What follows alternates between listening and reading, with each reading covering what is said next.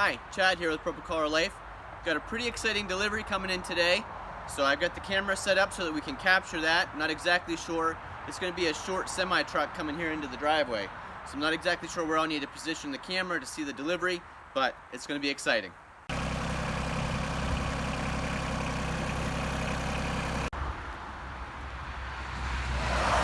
So we just got done here out at the end of the driveway.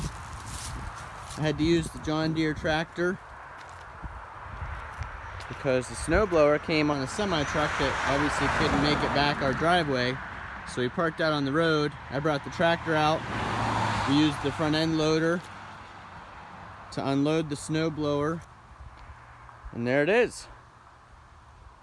Thank goodness for the tractor, because we never would have got that out of the back of the truck without it. Now from the start of the video, there is no surprise what's behind this big box.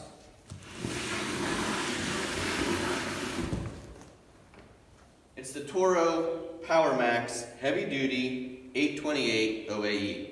And if you've been following the channel for a while, you know that we partnered with Toro earlier in the summer, and that's how we've been using the time cutter all summer long. But I want to talk to you a little bit, not necessarily about this snowblower right now, lots of videos about that coming up, but first about getting this snowblower.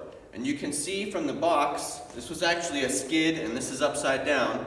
This box was on top of the skid, and from the video in the beginning you saw I had to use the tractor to get it off the skid, and that was quite an experience and led me to the conclusion I have to get some pallet forks.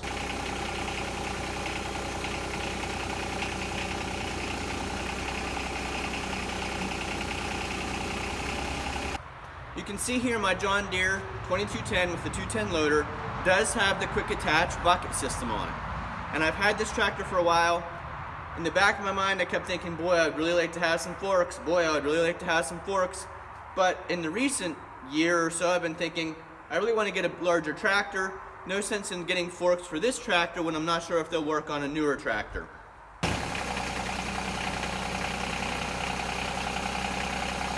So let me walk you through what happened when that semi came in with the snowblower on the back of it.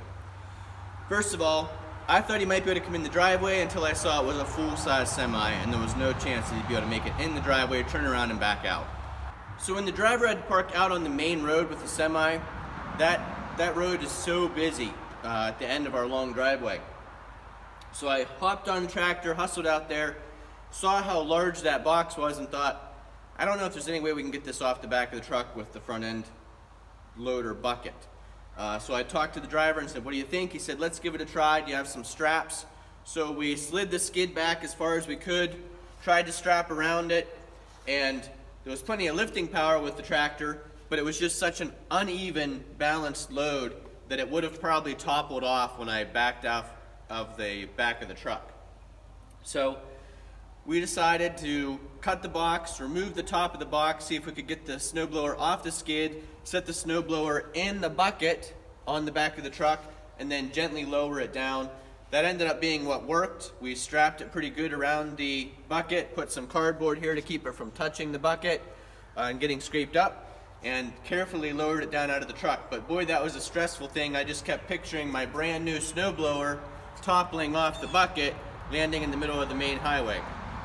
So that led me to, I've got to get some forks for this thing, because even if I get a new tractor, I may keep this one just to have around the house as another little tractor. So really would like for you guys to help me out, but I like the Titan forks and I like the Artillian forks, and those seem to be the most popular ones for this size of tractor. A couple concerns I have. This front end loader supposedly lifts around 600 pounds, and a lot of these fork sets weigh about 300 pounds.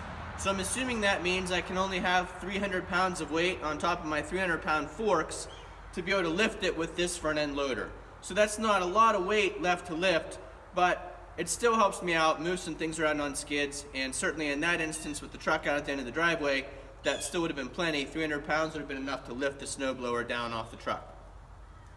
Second question I have, and I hope you guys could help me out with, is fork length. I have some regular size skids, 4x4 skids, so 48-inch forks to me seem like they'd be the best forks for the tractor. That adds a little bit of weight, but it also adds that extra length. So what do you guys think? Is 48 too long for a tractor like this?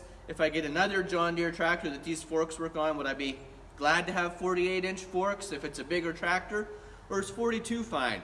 Or is 36 fine? So if you guys could give me your thoughts on that in the comments below, that would be great. And then the last thing I'd like to ask is, maybe the next to the last thing is, some of the forks end right at the top of the quick attach here. Now I'd rather have the ones that are a little bit more expensive, I think they're 50 bucks more, have that guarding up above. To me, that gives me something else to strap to, and it also keeps things from falling backwards, but it also adds some weight on. So if you could comment below what your thoughts on that are. Then the last thing, if you could, I know some people have some discount codes, specifically I believe for the Titan brand forks. So if someone out there has a discount code that could get me some percentage off of getting a Titan set of forks for on this tractor, or if there's a Titan rep out there that would like to contact me, I'd love to talk to you about a sponsorship or a partnership. Again, thanks for joining us for this video. I know not a typical video, but that experience, getting the brand new snowblower off the back of a semi-truck using just this bucket and some ratchet straps, was stressful enough that it said, all right, it's time to get some pallet forks. Now I've heard people say, once you get them, there's a million uses for them, and some people even leave the pallet forks on more often than the bucket. So if you could comment below with your experiences, that would be great. So in order for those of you to help me figure out which forks are best for me, I thought I should tell you a few things. Right now, I'd use the forks for moving pallets around, certainly when that snowblower came to help get it off the truck, and then just moving things around here at home. Probably a million other things that I can't even think of right now. But on my future tractor, if it would be a John Deere with the same type of system, I would hope it'd be a tractor that was strong enough to lift at least part of a ton of pellets off the back of the truck. We use a pellet stove for heating in the part of the house. We use a wood stove in the basement for heating the other half of the house. So it'd be really nice if the pallet forks and the tractor were strong enough to lift a pallet of 1 ton of pellets off the back of the truck and haul them around to the basement where I could unload them into the basement. Even if it could do a half a ton, that would be less that I'm carrying the whole way around the house into the basement. So just something to keep in mind, that I want the forks to work on this tractor for now, but potentially on another tractor in the future, if that helps you figure out how to direct me as far as the fork length and which fork brand. And I'll look forward to seeing from you your thoughts on the brand of pallet fork, Titan versus Artillian, the length of the forks, what you think is best for this size tractor. If there's a discount code out there that someone could share with me, feel free to email that to me at purplecollarlife@gmail.com. And then what your thoughts are on the guarding that's up above the forks. So again, thank you for watching. If you like videos like this or videos about tractor and outside work, please click that subscribe button if you aren't already a subscriber. Click the like button and definitely comment below. Thanks. We'll see you the next time. I last used the tractor to move the boat back into the shed for the wintertime. That's where we store it in the wintertime once it's been winterized. So now I need to get the 3-point receiver hitch off of here, put the weight back on so that I can move some stuff around with the bucket.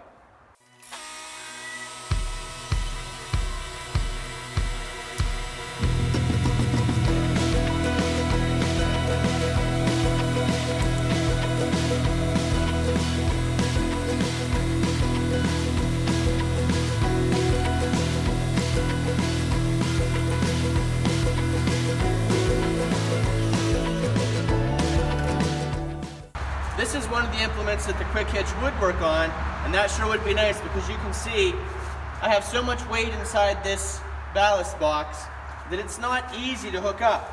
And I have to loosen up the turnbuckles in order to get the box on and then retighten them so that it doesn't sway all over the place, because there's not very good sway control on this 3-point hitch of this John Deere.